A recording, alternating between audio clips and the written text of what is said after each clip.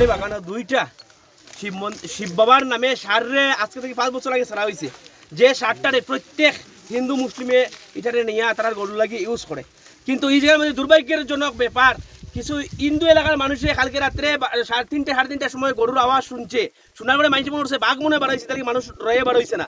কিন্তু সকালে উঠিয়ে দেখা যায় যে নাচ গোসর গরুর মধ্যে একটা গরু শিবের সারে মৃতভাবে পাওয়া গেছে। আর একটা সার আছে এই জায়গাতে, এটারে এই জায়গাতে সেদ মারা। মানে পূর্ণভাবে এটা পরিকল্পনা চলে যে এই দুইটা সারে তারা নিয়া খাটিয়া মাংসগুলা বিক্রি করিয়া হয় বাংলাদেশও বাজার করতো, নাইলে তারা এই জায়গাতে লইয়া খাইতো। কিন্তু আজকের দিনে যে জায়গাতে আমার সরকারে কইছে যে গহত্যা 5 কিলোমিটার মন্দিরের 5 কিলোমিটারের ভিতরে গহত্যা হইতো না, কিন্তু দেখা যায় এই নরপিশাচ কুলাঙ্গাররা এরা আমার গোমাতারারে বাবা যে শিব বাবার নন্দিরারে তারা কাতিল করার মারার চেষ্টা করে, একটারে মারছে। আজকে দুঃখজনক ব্যাপার, আজকের দিনে কোনো হিন্দু যদি মধুরী থাকে, মধুরিয়ে শিবর সারে মারতো না, হে দেখলে আরো ভক্তি দিব। পাগল যদি রাখে হে শিবর সারে ভক্তি দিয়ে দিব। আজকে এটা কে করছে নিশ্চয়ভাবে বুঝে যাচ্ছেন এটা কে করছে, কোন ধর্মাবলম্বী মানুষে করছে। আজকে এই জায়গাতে প্রশাসনটা আমি কইয়ার, কিন্তু একটা দুঃখজনক ব্যাপার হইলো এই জায়গাতে 8টার সময় বাগানটা কিয়া আমারে করা হয়েছে 7টার সময় ফোন, আমি 7:30 বাগানে ফোন আমি পৌঁছে গেছি। কিন্তু বাগানটা কিয়া প্রশাসনরে ফোন করা হয়েছে, লঙ্গাই ইনচার্জে ফোন করা হয়েছে, ইনচার্জে উঠিয়া কইছে 11:30 আগে আমি আইতাম পারতাম না। তারপরে আমি আওয়ার পরে আমি অফিসারের লগে যোগাযোগ করছি, এর অফিসারে আমার লঙ্গাই ইনচার্জে ফোন করছো, ইনচার্জ আইসন আওয়ার লগে লগে অফিসারও আইসন।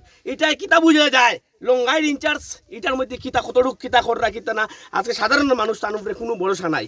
তাই আজকের দিনে পুলিশ প্রশাসন যারা উপর লেভেলের যারা আছে এর কাছে আমি অনুরোধ করি, আর যদি 48 ঘন্টার ভিতরে এই কালপিট গুড়ারে জেলা গরুরে হত্যা করছে আর একটা গরুরে মারছে, যদি 48 ঘন্টার ভিতরে রেস্ট না করা হয় যে আমরা গ্রামবাসী এবং আমরা হিন্দু রক্ষী দল একভাবে বৃহত্তর আন্দোলনে নামবো।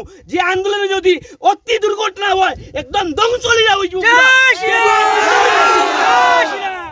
জয় শ্রীরাম। গুরুজি মহারাজ কি জয়। দীপতা কিছু কইলে কও।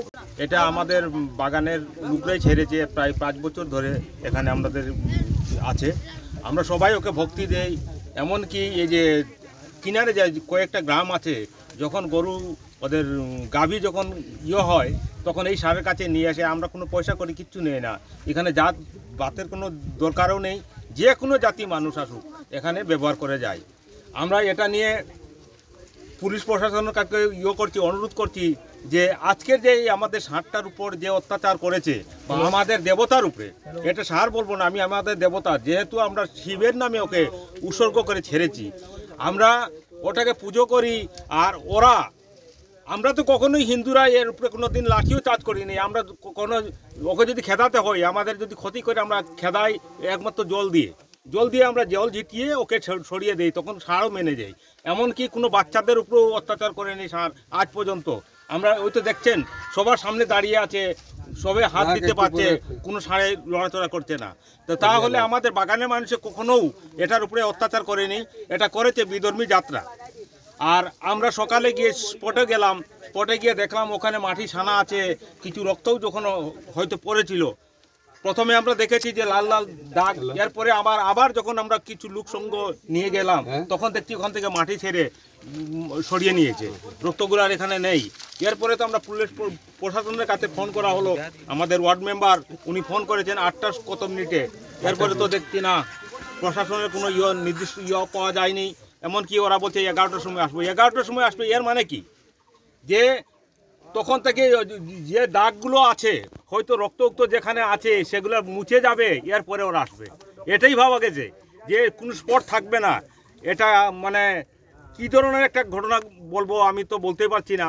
তাই আমি সবার কাছে অনুরোধ করছি, যারা বড় বড় নেতা আছেন ওদের কাছেও আমি অনুরোধ করছি যে আমাদের এই যে দেবতার কাছে যে অত্যাচার হয়েছে সেটার প্রতিক্রিয়া আমরা 48 ঘন্টার মধ্যে পাবো, নতবা আমরাও এখানে মানে বিধর্মী জাতদের উপরে অত্যাচার চালাবো। এতে আমাদের যদি রক্ত দিতে হয় আমরা রক্তও দেব, কিন্তু আমরা এটা কখনো মেনে নিতে পারবো না। ওটা কোন জায়গা দিচ্ছে? সেটা হয়েছে বর্তমানে তো আমরা ষাঁড়টা পেয়েছি নাচঘরে, যেটা এটাও আমাদের ধর্মীয় স্থান, যেখানে আমরা দুর্গা পূজা করি, কালী পূজা করি, সব পুজো আমরা ওই মন্দিরে করি। তো ওটাও তো আমাদের মন্দির, আর ষাঁড়টাও আমাদের দেবতা। জায়গাটার নাম কি? নাচঘর। না, এটা এল্লাবাড়ি বাগান। ওখানে বলতে আমাদের যখন সংগঠনের লোকরা এসে যখন দেখছে যে না পুলিশ প্রশাসন আসছে না, কিচ্ছু না, তখন উনারা বড় বড়দের কাছে ফোন করে এরপরে বড়দেররা যখন বলছে তখন ওরা আসছে।